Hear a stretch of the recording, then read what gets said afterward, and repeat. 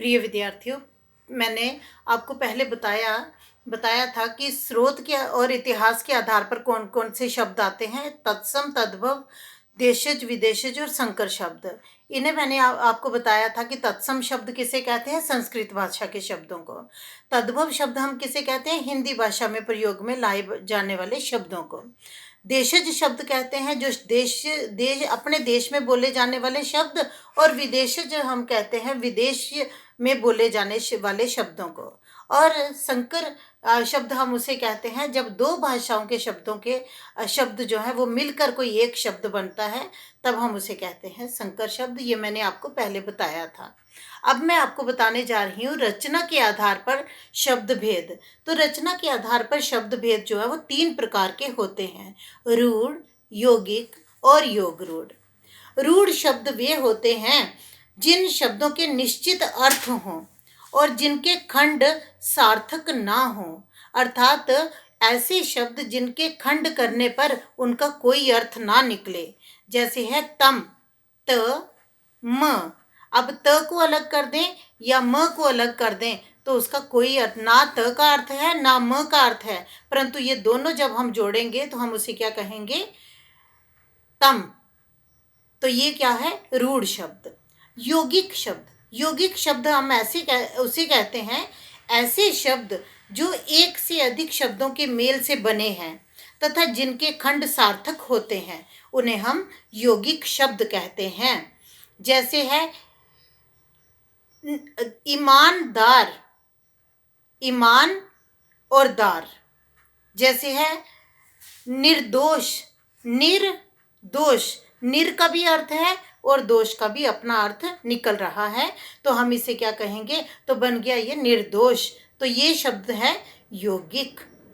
योग रूढ़ शब्द, जो यौगिक शब्द अपने खंडों से उत्पन्न होकर अर्थ को छोड़कर कोई विशेष अर्थ ग्रहण कर लेते हैं, हम उसे क्या कहते हैं, योग रूढ़ शब्द कहते हैं। जैसे है गणेश, जैसे है जलज, जैसे है लंबोदर, लंबे उदर वाला। कौन है, ना लंबा प्रधान है ना ही उदर मतलब बड़े उदर वाला। तो इसी तरह से जैसे जलज, जल, और अज मतलब उत्पन्न होने वाला, जल में उत्पन्न होने वाला। तो ना जल का अर्थ लिया जा रहा है ना ही अज का अर्थ लिया जा रहा है, यहाँ पर अर्थ लिया जा रहा है जलज। जलज मतलब कमल, अर्थात किसी तीसरे की ओर संकेत है। जैसे है श्वेतांबर, श्वेत सफेद, अंबर वस्त्र। जैसे श्वेतांबर अर्थात श्वेतांबर पहने हैं जिसने, या श्वेतांबर वाली, तो उसे हम क्या कहते हैं, सरस्वती। तो सरस्वती की ओर संकेत है, इसलिए हम इसे क्या कहेंगे, इसे हम कहेंगे योग रूढ़ शब्द। अब मैं आपको बताने जा रही हूँ प्रयोग के आधार पर शब्द भेद। तो प्रयोग के आधार पर शब्द भेद आते हैं संज्ञा, सर्वनाम, क्रिया, क्रिया विशेषण, विशेषण, संबंध बोधक, समुच्चय बोधक, विस्मय आदि बोधक। जैसे संज्ञा के अंतर्गत आएंगे लड़का, लड़के इत्यादि। सर्वनाम के अंतर्गत आएंगे वह, उसने, उन्होंने इत्यादि।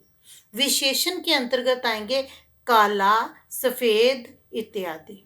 क्रिया के अंतर्गत आएंगे पढ़ता है, पढ़ेगा, पढ़ चुका है इत्यादि। तो इस तरह से ये शब्द जो है विशेषण में आएंगे काला, लाल, नीला इत्यादि, या कोई विशेषता आ जाएगी सुंदर इत्यादि।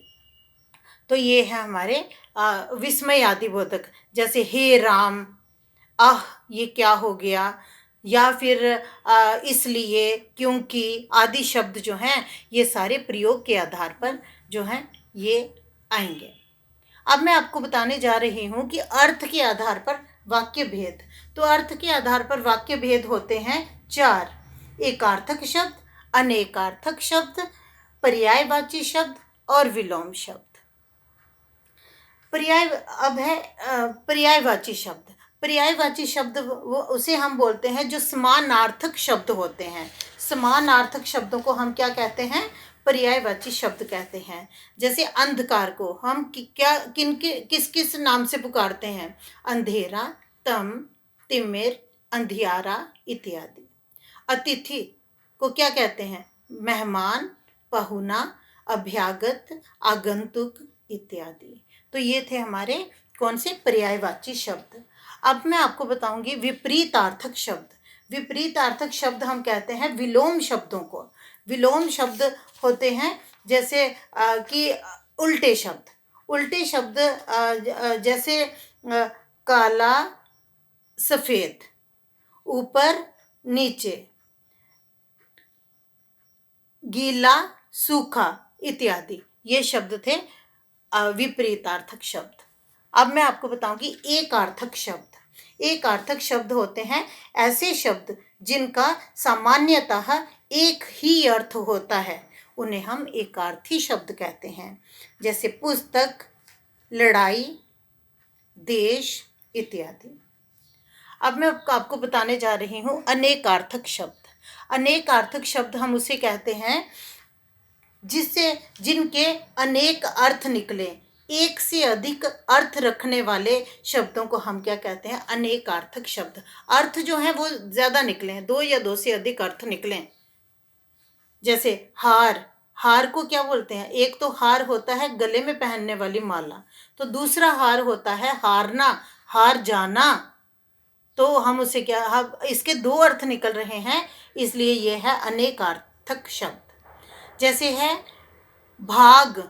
भाग एक होता है भाग जाना, भागना, तो दूसरा होता है हिस्सा लेना किसी प्रतियोगिता वगैरह में, तो हम इसे क्या कहेंगे? अनेकार्थक शब्द। अब रूप के आधार पर शब्द होते हैं विकारी शब्द और अविकारी शब्द।